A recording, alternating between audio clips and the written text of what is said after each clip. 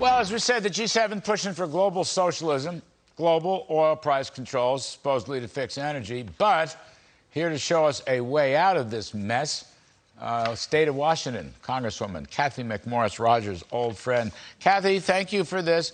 And you're in charge of getting us out of this mess. I don't want you to feel any pressure, but you're in charge. How are you going to do it? Well, we're gonna flip the switch on for American energy.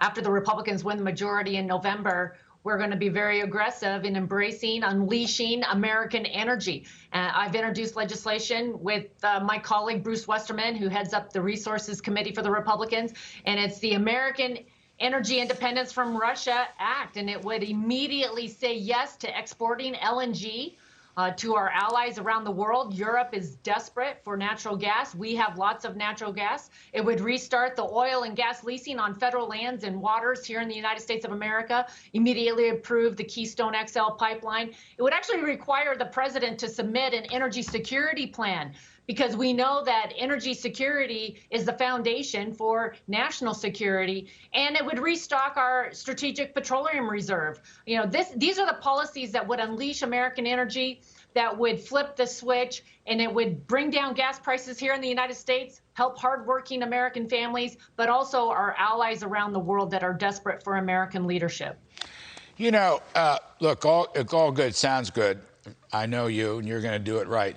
But this business about G7 price controls, with Macron now talking about controls on all oil, right? Not just Russian oil. I mean, Russian oil is bad enough because it's stupid enough. Yellen should know better, but she doesn't. But I'm wondering, is this some kind of backdoor way? Have you thought about this, you and your team? Is this some backdoor G7 way to slap on price controls on American oil and gas, and maybe gasoline too?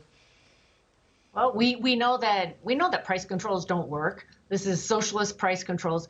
But I would note that the House passed a bill. Speaker Pelosi and the Democrats passed a bill out of the House that was basically calling for price controls. They did that. Well, we debated it just a few weeks ago. But this is an approach that the Democrats have been promoting here in the United States. We know that it was tried in the 70s, and it just resulted in long lines and more scarcity of supply. Well, and we also know right now, when you think about doing this globally, that Russia is actually selling more oil today to China, to India, to others. Putin's continuing to sell oil, funding his military, propping up his economy, while our president and G7 are talking about some kind of price controls. I mean, they need to confront the reality of this situation and unleash American energy. We have the solution, and I would encourage President Biden to go visit the fields of Texas and North Dakota and Pennsylvania. You know, yeah, go talk to our producers. We are blessed. We are blessed with abundant resources. We do it better than any other place in the world. We need to unleash American energy. Yeah, he needs to send a special diplomatic envoy to Midland, Texas, because he kind of missed the CEOs when they came to Washington. He was too involved with the windmill makers. Cathy McMorris Rodgers, let me ask something else. In the GOP rescue plan, we had the great Kevin McCarthy on, I guess it was yesterday.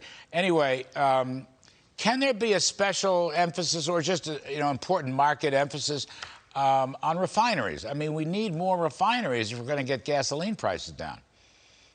It's true. We need to be investing in energy infrastructure here in the United States, whether it's refineries, pipelines. All of this is foundational. But this is an administration that is, we saw this administration just the last couple of weeks, and they're saying yes to importing solar panels from China and violating the trade laws related to solar panel imports and giving more leverage to China. That's the direction of this administration, and at the same time, Americans continue to suffer from record high gas prices. Yeah, he's doubling down on a failed policy. It's really quite remarkable, and unfortunately, Americans are paying the bill. I mean, that's the unfortunate part of this.